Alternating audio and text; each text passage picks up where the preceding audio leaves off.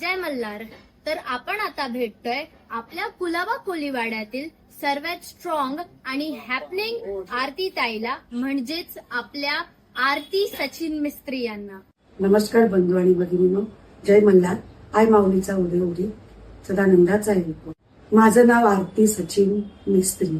आता मी पुढे सौ नाही लावलं, माझ्या गळ्यात वगैरे काही नाही, मी सौ नाही लावलं कारण माझे मिस्टर वारून 12 वर्ष झाली.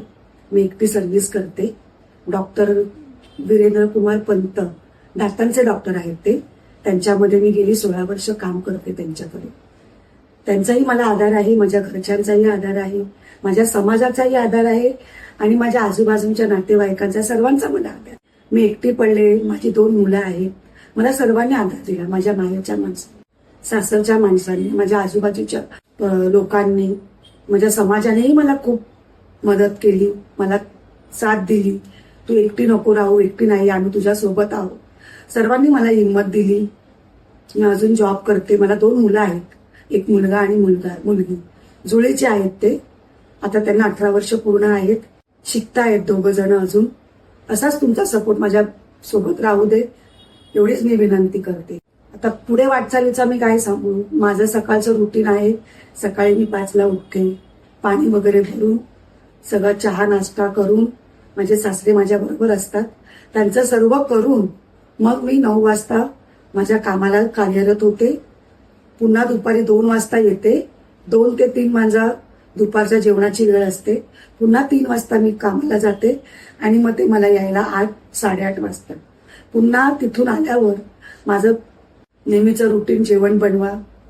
जेवणानंतर माझी मुलगी थोडी मला भांडी घासण्यात, आवरावर करण्यात मदत करते. हा माझा रुटीन आहे. माझा जन्म ह्या कोळीवाड्यातच झाला. पूर्वीचे आमचे मोठे माडी बोलायचे, त्यामध्ये झाला. आता तिथे विजयदीप बिल्डिंग म्हणून सुरू झाली आहे. भाविका विजयदीप बिल्डिंग म्हणून सुरू झाली, उभी राहिली आहे. तर अगोदराला मोठे माडी म्हणून बोलायचे. तिकडचा माझा जन्म 23 ऑगस्ट 1978. तर जन्मापासून म्हणजे आम्ही कोळीवाड्यातच खेळणं, बागडणं, शाळा. नंतर ती मोठी माडी पडली आणि आम्ही 20-22 वर्ष बॅक बे ट्रान्झिट कॅम्प मध्ये काढली. तिथे आम्ही राहायचो, पण आमचं मन इकडे कोळीवाड्यात. कुठलाही सण असो, आम्ही कोळीवाड्यात, आमचे सण सगळे कोळीवाड्यात साजरे झाले. आम्ही बॅक बे वरून कोळीवाड्यात सणांसाठी यायचो, डबे वगैरे घेऊन. मग इथे माझी मावशी आहे, तिच्याकडे जेवायचो आम्ही, डबे घेऊन यायचो. आणि रात्री कितीही वाजू दे, 2 वाजू दे, 3 वाजू दे, 4 वाजू दे, आम्ही सकाळी टॅक्स्या करून आपल्या घरी तिथे सगळं आपलं कार्यान्वित करून पुन्हा काय असेल पुन्हा इकडे सकाळी सणांना यायचं. हे आमचं रुटीन होतं. त्यावेळेला म्हणजे माझी आई मच्छी विकायला जायची. सकाळी उठून ससून डॉकला जायची, मच्छी घ्यायची, ती बाजारात आणायची, बाजारात ठेवायची. मग तिथे घरी यायची, हातपाय धुवून, चहा नाश्ता करून, थोडंसं जेवण करून पुन्हा ती मच्छी विकायला जायची. आम्हाला शाळेत, आमचे वडील ऑफिसला जायचे आधी आम्हाला शाळेवेळेत सोडून मग ते ऑफिसला जायचे. मग आम्ही दोघे शाळेतनं आल्यावर घरी कपडे वगैरे चेंज करून ट्युशनला जायचो. हा आमचा दिवसभराचा दिवसक्रम चालू असायचा. नंतर आता त्यावेळेला माझी आई मच्छी विकायला जायची ना, तेव्हा एक हाऊस म्हणून की आपल्या आईचा धंदा आहे म्हणून तिच्याबरोबर रविवार असला, सुट्टी असली का माईवर आई मी येते. मग आई मला असे छोटे छोटे कर्दीचे, कोलबीचे छोटे छोटे असे वाटे घालून द्यायची आणि बाजूला मला बाग देऊन, आमचे लाकडी बाग असतात त्याच्यावर मला बसवायची. मग आई कशी बोलते तेव्हा असं थोडी लाज वाटायची, पण बोलायचो विसरल्या याच्यामध्ये की माईला, आई हा वाटा कसा, माई बोलायची 50 रुपये सांग. मग ते समोरचे बोलायचे हो माऊ, हो होता, हे बाय 30ला दे, हे बाय 40ला दे. असं करून करून ते मग थोडीफार शिकले होते, पण जाण्याचा कधी वेळच आली नाही. नंतर मग दिवस पालटले. शिक्षण माझं, मी 12वी नापास आहे. सिद्धार्थ कॉलेजमध्ये जायची.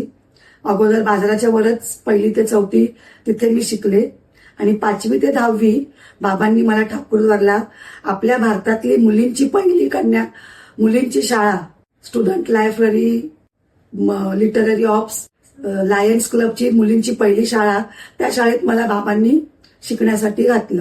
तिथे मी 5वी ते 10वी तिकडे केली आणि नंतर 10वी नंतर सिद्धार्थ कॉलेज तिकडे पर्सेंटेज कमी असल्यामुळे मी सिद्धार्थ कॉलेजला पुढे शिकायचं होतं, पण घरची परिस्थिती नसल्यामुळे 2 भावंड, मला 1 भाऊ 1 बहीण, 2 भावंड, आई अशी धंदा करायची आणि बाबा माझे होते गव्हर्नमेंट सर्व्हिसला, पण पगार तेव्हा तुटपून जा, कमी पगार. त्यामुळे मग मी म्हटलं बाबा नाही, मला 12वी बस झालं, त्यांना शिकू दे, तुम्ही त्यांना शिकवा. मग मी घरातलं सांभाळायला लागले. बघता बघता बघता आई म्हणते आता तू मोठी झाली. मग माझ्या घरच्यांनी, माझी मावशी, मामा, आत्या म्हणे आता आपल्या घरातली पिढीतली पहिली मुलगी आहे, तर आपण आता तिचं हात पिवळे करू, म्हणून मग शोधायचं हे केलं.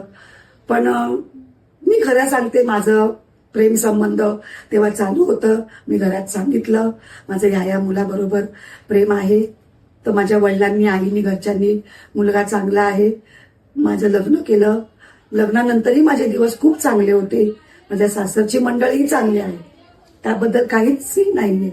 मला एक नणंद आहे, एक दीर आहे. सासू सासरेही माझे खूप आई वडिलांप्रमाणे मला प्रेम देत होते. नणंद आणि दीर मला भावा बहिणींप्रमाणे प्रेम देत होते, त्याबद्दल काहीच हे नाही.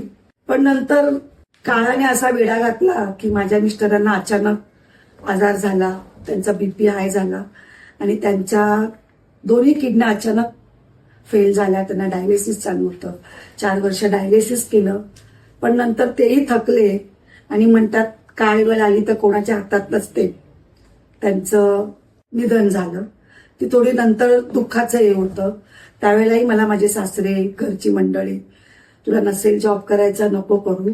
ते जेव्हा आजारी पडले तेव्हा मी जॉबला लागले, कारण त्यांचं जॉबला जाण्याचं त्यांची क्षमता नव्हती. त्यांना सारखा श्वास लागायचा, दम घेता येत नव्हतं. त्यामुळे मग मी चालू केलं जायला. मला देवाने बोलतात कुठेतरी चोच दिली आहे, पोट दिलंय, तर तो दानाही देईल. त्याप्रमाणे देवाने मला इथे त्या दातांच्या दवाखान्यात मला नोकरी लागली. ती नोकरीही चांगली होती. तिथेही सगळं हे चांगलं होतं. डॉक्टर चांगले आहेत, त्यांचा मुलगा असून तेही चांगले आहेत, मला सांभाळून घ्यायचे. आता तिथे मला 16 वर्ष झाली. मी अजूनही मी तिथे कार्यरत आहे. काही छंद, काही आवड आहे का तुमचं? हा छंद तर मला आहे. मला नाचण्याचा खूप छंद आहे. मला नाचायला खूप आवडतं आणि मला अगोदरही नाही आणि आताही मला नाचायला कोणी अडवत नाही.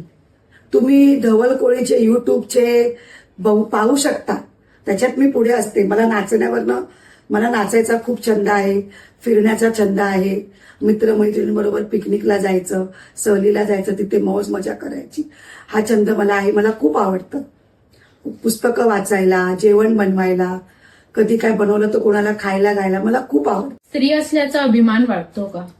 स्त्री असल्याचा मला अभिमान खूप आहे. कारण आता तुम्ही बघा, पुरुषाच्या खांद्याला खांदा लावून अगदी म्हणाल तर पुरुषाच्या पुढेही स्त्री गेलेली आहे. त्यामुळे मला तरी खूप अभिमान वाटतो की मी स्त्री आहे.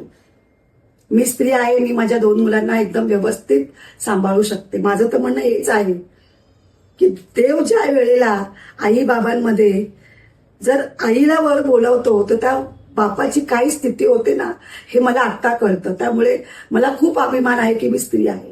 आपण कोळी असून पुढची पिढी शिक्षणाकडे वळते आहे, त्यांना काय सांगाल?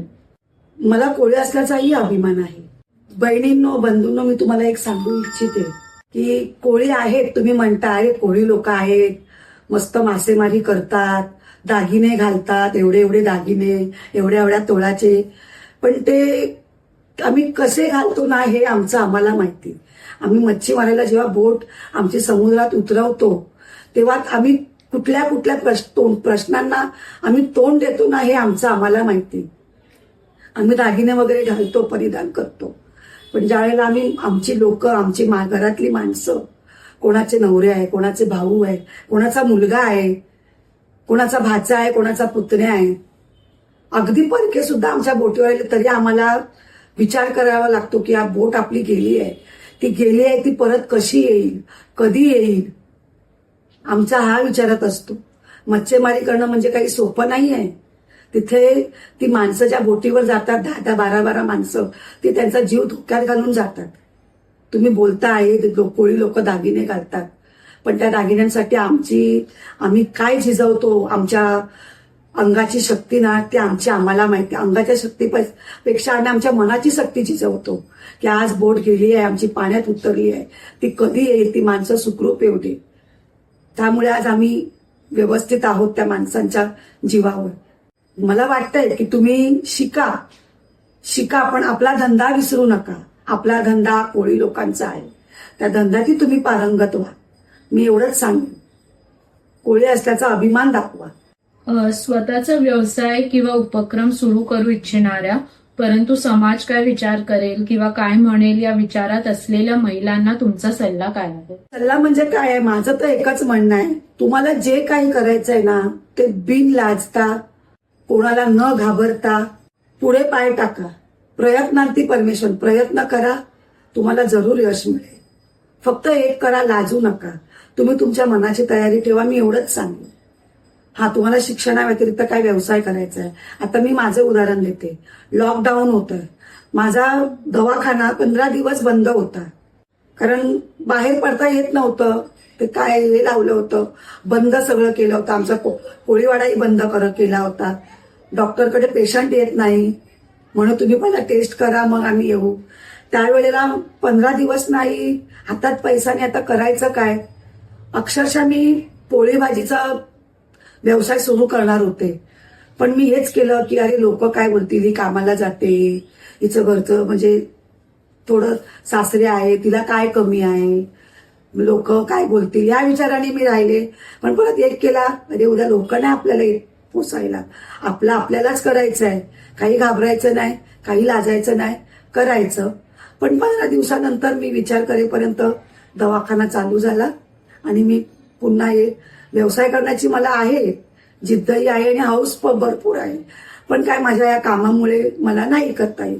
पुढे मागे कधी वेळ आली तर मी 100% माझ्या जिद्दीने कडाडीने मी व्यवसाय चालू करेन. मी व्यवसाय करेन पुढे जिद्दीने कडाडीने. आता मी आभार मानते ते आमच्या कुलाबा कोळी जमात ट्रस्ट यांचे, की ज्यांनी मला आग्रह केला की नाही, तू तुझी जी कथा काही आहे, आता आदिशक्ती रूपाचे नवरात्राचे 9 दिवस आहेत, तर तूही यात सामील हो. तुझी काही जी कथा आहे अगोदरची नंतरची, ती तू त्यात कथित करावी असं आम्हाला वाटतं.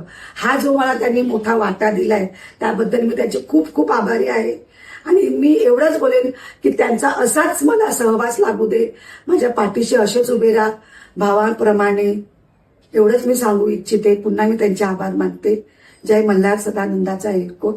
आई माऊलीचा उदो.